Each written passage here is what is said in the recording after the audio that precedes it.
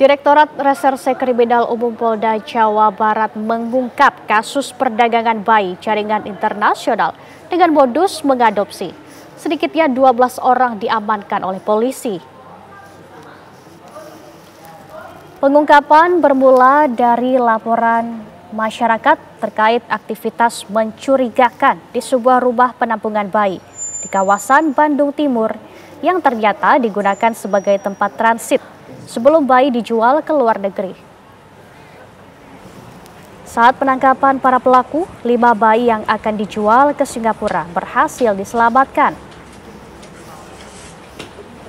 Bayi-bayi tersebut dijual dengan harga mulai dari 6 hingga 11 juta rupiah. Para tersangka pun terancam hukuman 15 tahun penjara.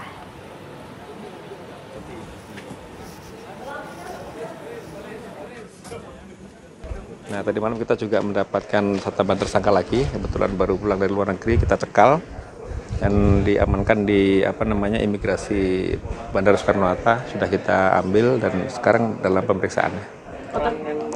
Yang ditangkap itu apa? Perannya dia sebagai penampung juga, salah satu penampung di Jakarta.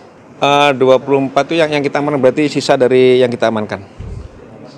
Ya, jadi kita juga masih mendata ini ada bayi yang dari Kalimantan, apakah termasuk rangkaian 24 atau ada rangkaian lagi nih, ya kan gitu. Kalau ternyata ada rangkaian lain, kita telusuri lagi, berarti lebih banyak lagi kan gitu. Itu 24 baru keterangan tersangka yang dia ingat. Pemirsa, untuk mengungkap kasus perdagangan bayi ke luar negeri, kita akan berbincang dengan Dirkrimum Polda Jawa Barat, Kombes Pol Surawan. Selamat malam, Pak Surawan. Selamat malam, Mbak.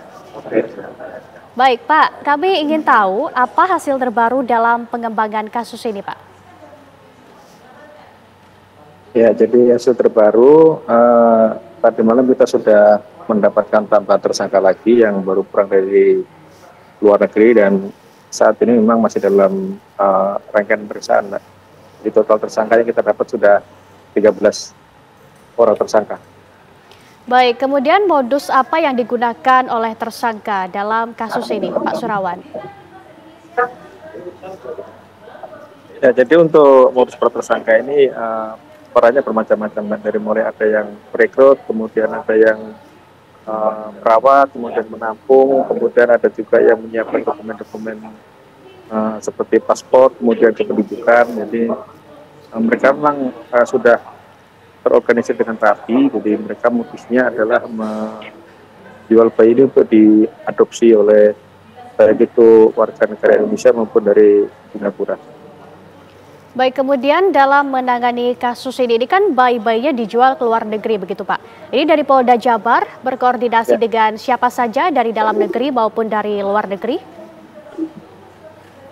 Ya, untuk dari dalam negeri kita tentu berkoordinasi dengan Dinas Kependudukan dan juga dengan aparat-aparat seperti aparat desa, kecamatan dan sebagainya untuk menelusuri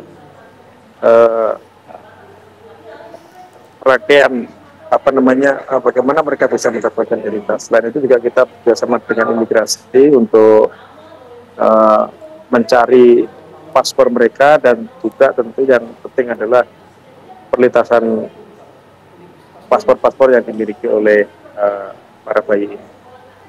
Baik, untuk bayi-bayi yang telah diselamatkan ini kondisinya seperti apa, Pak? Dan dari kasus ini tujuannya ke negara mana saja dijualnya?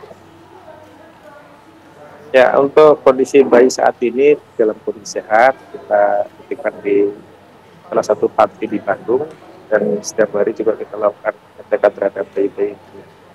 Jadi untuk negara tujuan memang sementara ini baru di Singapura saja. Baik, adakah kemungkinan tersangka tambahan, Pak Surawan? Jadi kita masih melakukan pengejaran terhadap 3 tersangka lagi yang saat ini memang masih kita cari keberadaannya. Baik, kemudian apakah ada bayi yang berhasil dijual ke luar negeri, Pak? Ya, Pak. Apakah ada bayi yang sudah ditemukan berhasil dijual ke luar negeri oleh pelaku? Sudah, Pak, sudah ada beberapa bayi yang sudah Singapura kita dapatkan keterangan dari tersangka maupun data dari imigrasi sekitar 15 bayi. Baik, terima kasih atas informasi Anda Pak Surawan. Kita tentunya berdoa semoga kejadian serupa tidak terulang kembali. Selamat malam, selamat beraktivitas kembali Pak Surawan. Ya.